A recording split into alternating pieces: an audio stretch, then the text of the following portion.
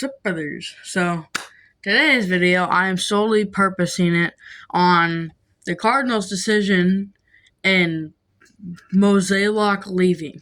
I don't know if they fired him or he just quit, but you're going to hear about my thoughts on John Mozelak from the Cardinals leaving. So, buckle up, pause the video right now, grab some popcorn, you got your snack, and buckle up. This isn't going to be a long video. I hope not. But I have some words about the team and the firing, so stay tuned. So what do I really think about this decision? Well, obviously, I love the decision. John Mozelak needs to leave ASAP. I don't care if he's the president of baseball. He needs to be off the team. He does not need to be the GM. Let me tell you this. I like GMs that sign people, but I like people who sign people who are young, got good potential. Did he even have an offer on Shohei Ohtani? I don't know. But I feel like obviously we wouldn't be able to beat the Dodgers $700 million. The Dodgers, you guys messed up. So if you're a Dodger fan out there, sorry. No hate to your team. My dad hates your team, but I don't. So no hate. I don't hate you, but my dad does. But let's go Cardinals. Kind of sad about the first series the Cardinals played against y'all, but anyways. I also like GMs who really care about the team. I don't even know if John Mozelak cares. You know who else I don't like, which I'm glad is not on our team and will probably never be on our team, is John Fisher. He's the owner of the Oakland Athletics. So I'm sorry if you're an A's fan and you live in Oakland and now you have to suffer with them going to Las Vegas. I'm so sorry. I should not be talking about this, but gotta do what you gotta do. But today, like I said, talking more about John Mozelak, my thoughts on him, if I love him, if I hate him.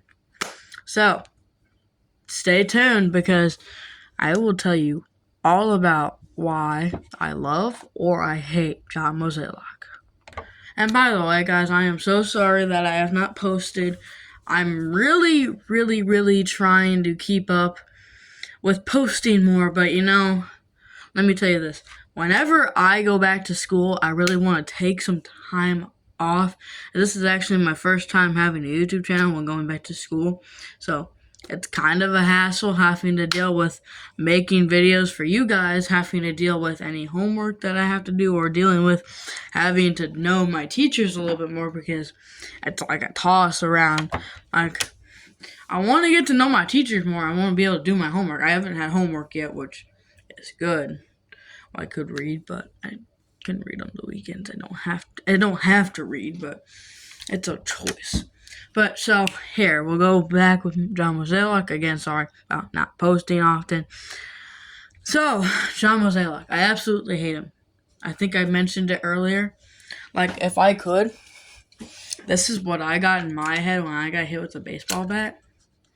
Which, if you didn't watch that video, you might want to because it's very interesting. I explained it all, most of what I remember, because I don't remember much of it because it was a hit in the head, so it was kind of big. So, if you have, like, one that you have to do, I would definitely do this.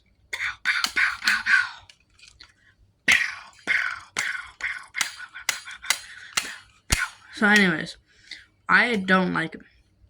Like the trades he did over the season at the deadline, okay, but I'm like, what is your sole purpose in life? Like, what do you want to make out of it? You want to make something good? You want to make something bad? Do you want to make a good team that could compete in the playoffs? Or do you want a team who right now could compete in the playoffs and eventually just pop out of the playoffs and never come back? Apparently, his thoughts, well, I don't know his actual thoughts, but his trades made sense for a little bit. But you gotta think about it. Tommy Pham is 37 years old? He might look good at the start.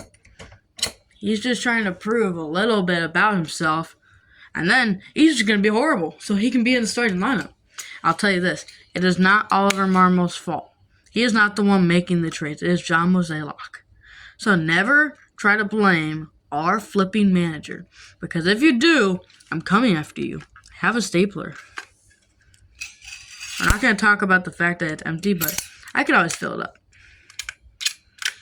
And I will. And don't worry, guess what? I'm a catcher too. I'm tough. I'm not tough. I'm not tough at all. So, remember, I'm coming after you with a staple if you think it's Oliver Marmo's fault. Because it's not. He's not the one who makes the trades. He probably asked for trades, but he's not the one committing the trades and, saying like, oh, I'll trade you this person for that. Like, here's a person I think they could have traded for. So stay tuned if you want to. I would love for you to stay. So I'm really thinking about the one player they could trade for. And now, let's take a look at some of the season at some teams at the start. The Marlins were like 21st in rank in MLB The Show. And I'm looking down at their team. The Cardinals have a lot of outfielders, but would they be willing to trade one of their outfielders for maybe even like a 27-year-old Brian De La Cruz? Like, would that happen? It might. Maybe they put a couple prospects in, too. Like, I feel like they could have gotten Brian De La Cruz, which would have been a big upgrade. I feel like it would have been better if they would have gotten Brian De La Cruz than Tommy Pham. Brian De La Cruz has way more years in the MLB coming up. Now, Tommy Pham, he's got a lot less years coming up. Brian De La Cruz, boop, boop, boop, up. And Tommy Pham, it's negative. So, I just think that. So, honestly, if you guys had any trades that the Cardinals probably should have done, comment down below because I want to know who you think we could have traded for. But anyways, this has been your boy Ethan, and we are out of here. Make sure to like and subscribe for more.